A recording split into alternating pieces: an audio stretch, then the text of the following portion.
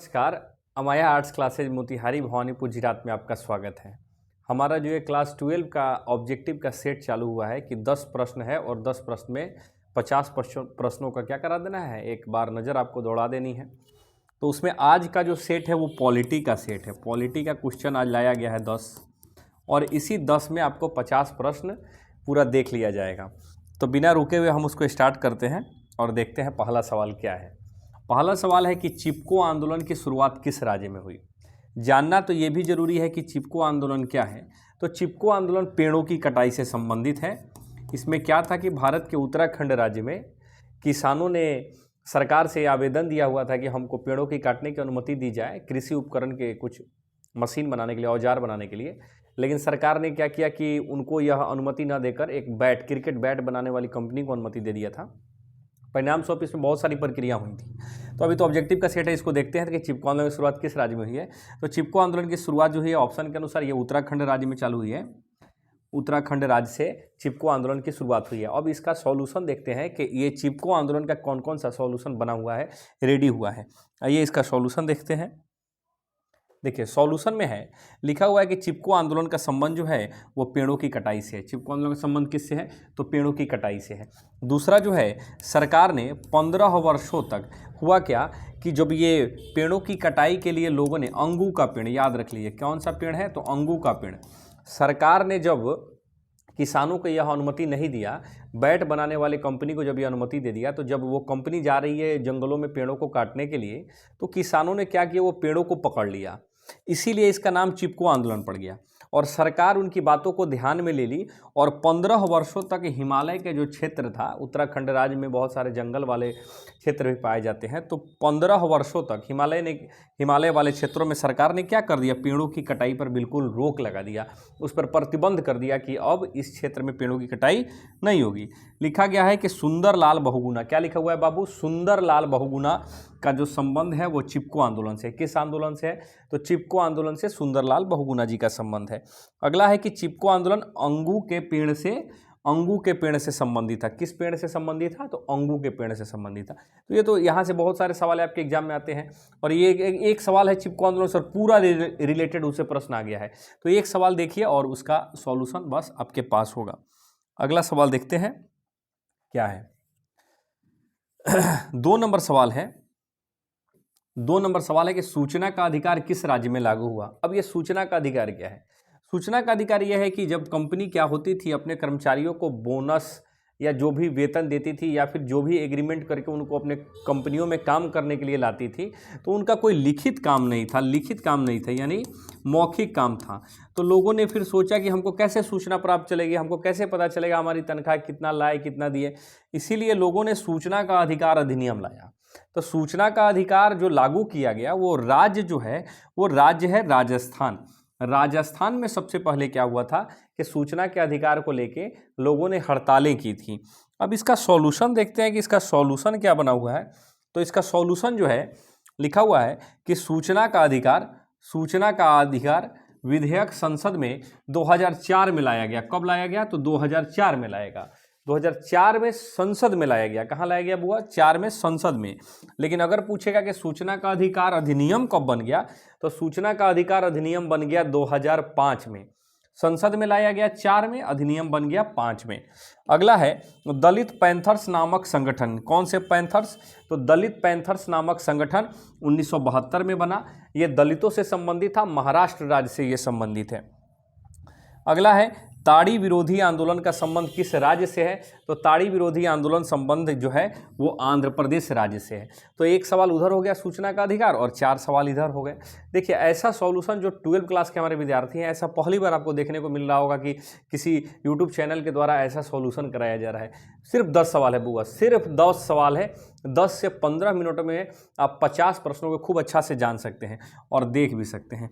आइए अगला सवाल देखते हैं क्या है। सवाल है कि सरदार सरोवर परियोजना किस नदी पर है। क्या है सवाल, कि सरदार सरोवर परियोजना किस नदी पर है।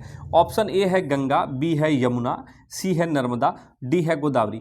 बताया जाए तो इस पर भी बहुत सारी सवालें बन सकती है। जैसे भारत की सबसे लंबी नदी गंगा है, भारत की सबसे गंदी नदी जो है यमुना है, इसको जो दक्षिण की गंगा कहा जाता है, गोदावरी को दक्षिण की गंगा या फिर वृद्ध गंगा के नाम से जाना जाता है। लेकिन सवाल क्या है कि सरदार सरोवर परियोजना किस राज्य में है? तो बाबू जो सरदार सरोवर परियोजना है वह नर्मदा नदी पर है। किस नदी पर है बउआ? नर्मदा नदी पर। यह सरदार सरोवर परियोजना गुजरात राज्य में है। किस राज्य में है? गुजरात राज्य में है। और किस नदी पर है? तो नर्मदा नदी पर। सरदार सरोवर परियोजना किस नदी पर है? तो नर्मदा नदी पर है। आइए इसका क्या व्याख्या बना हुआ है, क्या सॉल्यूशन इसका हुआ है, आइए उसको देखते हैं। देखिए इसका सॉल्यूशन स्टार्ट होता है यहाँ से। लिखा हुआ है कि मेधा पाटेकर का संबंध किस आंदोलन से है? तो मेधा पाटेकर का संबंध जो है वो नर्मदा बचाओ आंदोलन से है। 2 नंबर में है सरदार सरोवर परियोजना किस राज्य में है? तो गुजरात राज्य में है। और ये सरदार सरोवर परियोजना से कौन से राज्य को लाभ होता है ये देख लीजिए। इस परियोजना से मध्य प्रदेश, गुजरात और महाराष्ट्र, ये 3 ऐसे राज्य हैं जिसको लाभ पहुंचता है किसानों को। और एक कवि का नाम लिखा हुआ है, कवि नामदेव ढसाल, याद रख लीजिएगा। कवि जो है उनका नाम है नामदेव ढसाल।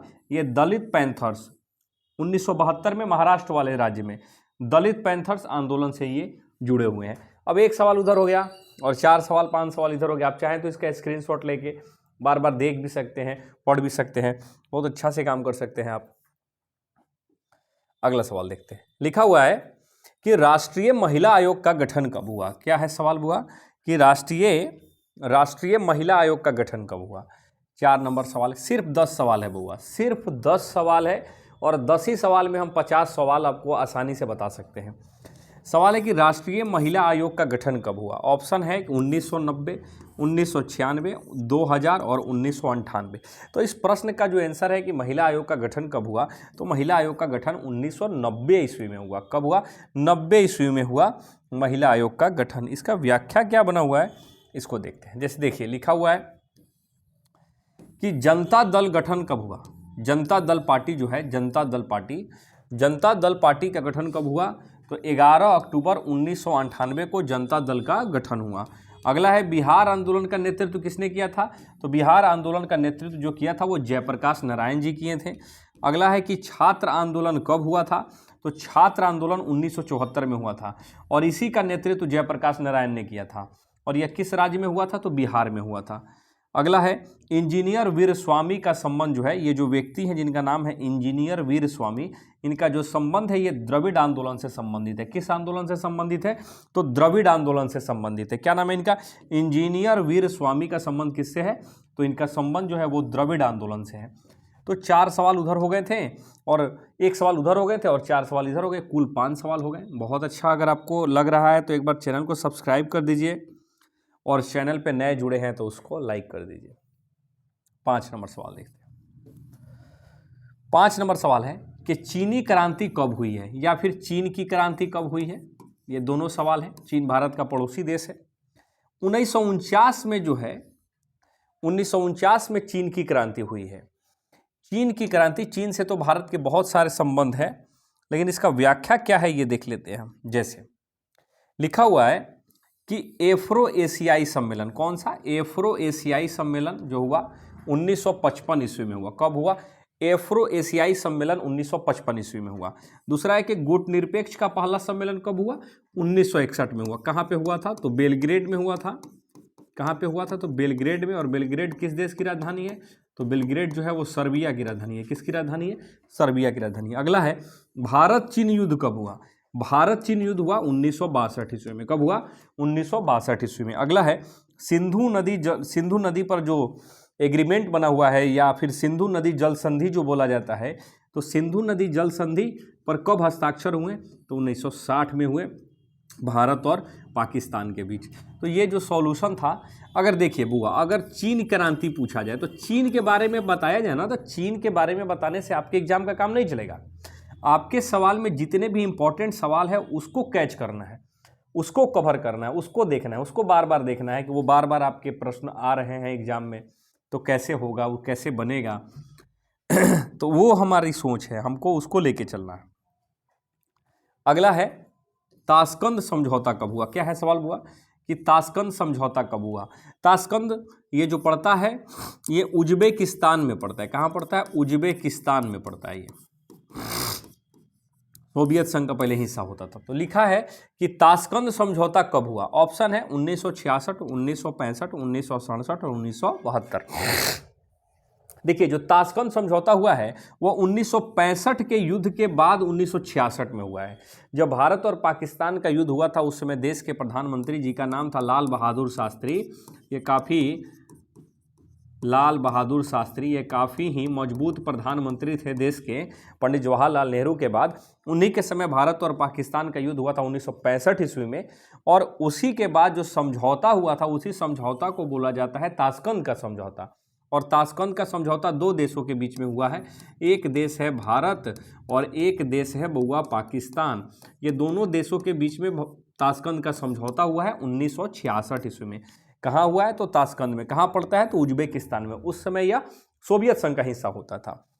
तो इसका आंसर हो जाएगा, क्या हो जाएगा बुआ? 1966। आगे बढ़ते हैं, इसका सॉल्यूशन देखते हैं क्या बना हुआ है।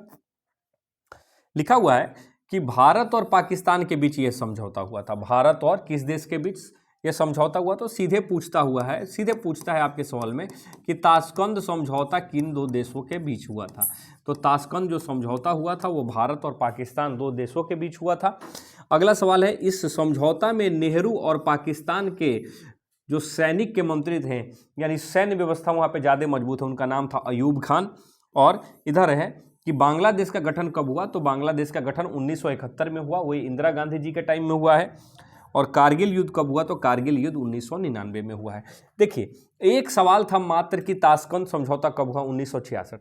और इसमें बहुत सारे युद्धों के बारे में बता दिया गया है, एक प्रधानमंत्री के बारे में बता दिया गया, कौन से देश है वो भी बता दिया गया। तो ऐसा सॉल्यूशन बउआ आर्ट्स में आज तक कोई नहीं कराया है, ये पहली बार आप हमारे आर्ट्स क्लासेज पे देख रहे होंगे। अगर चैनल पे नए जुड़े हैं तो एक बार लाइक कर दीजिएगा प्लीज़, और सब्सक्राइब भी कर दीजिएगा। सिर्फ 10 सवाल है, सिर्फ 10 सवाल। शिमला समझौता कब हुआ है? तो शिमला समझौता हुआ है 1972 में। कब हुआ है शिमला समझौता? तो 1972 में हुआ है। और किन दो देशों के बीच में हुआ है ये भी अब आप आगे देख लीजिएगा, भारत और पाकिस्तान के बीच हुआ है। आगे बढ़ते हैं, देखते हैं इसका सॉल्यूशन क्या है। इसका सॉल्यूशन है कि यह समझौता भारत और पाकिस्तान के बीच हुआ है। यह समझौता किन दो देशों के बीच में हुआ है? तो यह समझौता भारत और पाकिस्तान के बीच में हुआ है। दूसरा है, अभी तक भारत में कितनी बार आपातकाल लगी है? तो अभी तक भारत में जो आपातकाल लगी है वो 3 बार लगी है। कितनी बार लगी हुई है? 3 बार लगी हुई है। 1962 में लगी है, फिर 1962 में लगी है, फिर 1971 में लगी है, और फिर 1975 में लगी हुई है। अभी तक भारत में सिर्फ 3 ही बार आपातकाल लगा हुआ है। आपातकाल के जो अनुच्छेद हैं वो भी आप लिख सकते हैं, नोट कर सकते हैं। अनुच्छेद 352 ये सशस्त्र विद्रोह है, अनुच्छेद 356 ये राष्ट्रपति शासन है, और 360 ये वित्तीय आपातकाल है। अगला सवाल है, देश में आपातकाल लगाने की शक्तियां किसके पास है? तो देश में आपातकाल लगाने की शक्तियां जो देश के राष्ट्रपति महामहिम के पास है। जो अभी वर्तमान के भारत के राष्ट्रपति हैं उनका नाम है श्रीमती द्रौपदी मुर्मू। अगला है कि वित्तीय आपातकाल अभी तक नहीं लगा हुआ है। ये अनुच्छेद जो है अनुच्छेद 360 है, अनुच्छेद 360 है जो अभी तक नहीं लगा हुआ है। अगर आपसे ये पूछेगा कि अनुच्छेद 370 क्या पूछेगा? अनुच्छेद 370 किस राज्य के लिए है? तो जम्मू और कश्मीर के लिए। किस राज्य के लिए है? तो जम्मू और कश्मीर राज्य के लिए। वीडियो अच्छा लग रहा है आप लोग को? आइए देखते हैं। सवाल है कि मैकमोहन रेखा भारत और किस देश के बीच में है? क्या है लिखा हुआ है कि मैकमोहन जो रेखा है भारत और किस देश के बीच है ये बताने हैं। ए में है चीन, बी में है पाकिस्तान, सी में है जापान और डी में है भूटान। तो जो मैकमोहन रेखा है ये भारत के अरुणाचल प्रदेश राज्य में पड़ता है, और अरुणाचल प्रदेश बउआ भारत का सबसे पूर्वी राज्य है। सबसे पूर्वी राज्य है अरुणाचल प्रदेश। तो भारत और चाइना के बीच में है मैकमोहन रेखा, भारत और चीन के बीच में है मैकमोहन रेखा। और इसका सॉल्यूशन देखते हैं कि इसका सॉल्यूशन क्या बना हुआ है। लिखा हुआ है कि मैकमोहन जो रेखा है, क्या लिखा हुआ है? सॉरी, एक मिनट।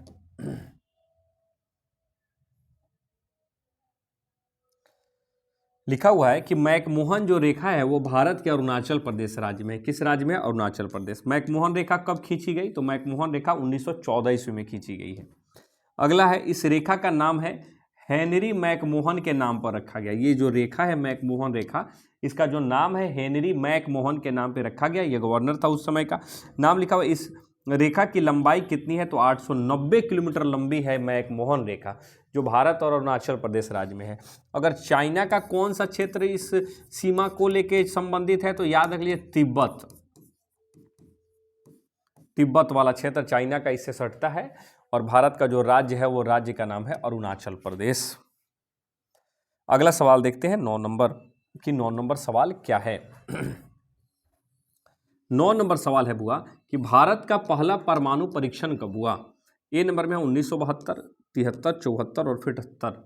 तो भारत का जो पहला परमाणु परीक्षण हुआ वो 1974 में हुआ, और यह हुआ श्रीमती इंदिरा गांधी के समय। किसके समय हुआ? इंदिरा गांधी के समय भारत का पहला परमाणु परीक्षण हुआ राजस्थान के पोखरण से। कहाँ से? राजस्थान के पोखरण से पहला परमाणु परीक्षण हुआ। और इसका सॉल्यूशन क्या है वो देखते हैं। लिखा हुआ है, यहाँ पे लिखा हुआ है कि इंदिरा गांधी के समय में भारत का पहला परमाणु परीक्षण हुआ। फिर लिखा हुआ है अटल बिहारी वाजपेयी के समय में 1998 में दूसरा परमाणु परीक्षण हुआ, सेकेंड परमाणु परीक्षण हुआ। फिर लिखा हुआ है कि परमाणु परीक्षण राजस्थान के पोखरण से हुआ। कौन सी जगह से हुआ? तो राजस्थान के पोखरण से हुआ। और अंतिम में लिखा हुआ है कि देश के बाहर मरने वाले पहले प्रधानमंत्री जो थे उनका नाम था लाल बहादुर शास्त्री। क्या नाम था? लाल बहादुर शास्त्री। ये भी याद रख लीजिएगा। मरणोपरांत भारत रत्न प्राप्त करने वाले प्रथम व्यक्ति भी लाल बहादुर शास्त्री जी ही हैं। आइए अगला देखते हैं सवाल, आज का अंतिम सवाल। आज का अंतिम सवाल देखते हैं थोड़ा सा कि आज का अंतिम सवाल क्या है। चलिए, अंतिम सवाल है कि जम्मू कश्मीर कब से केंद्र शासित प्रदेश बना? ये जम्मू एंड कश्मीर 2 राज्यों में विभाजित हो गया। जम्मू और कश्मीर और लद्दाख, ये 2 राज्यों में विभाजित हो गया। तो ये जो जम्मू कश्मीर केंद्र शासित प्रदेश बना, यह 31 अक्टूबर 2019 को बना। कब बना? 31 अक्टूबर 2019 को जम्मू और कश्मीर क्या बना? एक केंद्र शासित प्रदेश बना। क्या बना? एक केंद्र शासित प्रदेश बना। इसका व्याख्या क्या है देख लेते हैं। आइए इसका व्याख्या देखते हैं। व्याख्या ये है बुआ कि जम्मू कश्मीर के पहले उपराज्यपाल कब बने? जब 31 अक्टूबर 2019 को यह एक केंद्र शासित प्रदेश बन गया तो जम्मू कश्मीर के पहले उपराज्यपाल कौन बने थे? उनका नाम था गिरीश चंद्र मुर्मू। 2 नंबर में है वर्तमान में मनोज सिन्हा यहाँ के क्या हैं? उपराज्यपाल हैं। 3 नंबर में आज़ादी के समय जम्मू एंड कश्मीर के राजा का नाम था राजा हरि सिंह। आज़ादी के समय जो जम्मू कश्मीर के राजा थे, जब राज्यों का विलय हो रहा था उस समय जम्मू एंड कश्मीर के राजा थे राजा हरि सिंह। और जम्मू एंड कश्मीर 3 पड़ोसी राज्य या फिर केंद्र शासित प्रदेशों से सटा हुआ है। जैसे देखिएगा तो लद्दाख, पंजाब और हिमाचल प्रदेश, यही 3 राज्यों से जम्मू एंड कश्मीर क्या हुआ है? सटा हुआ है।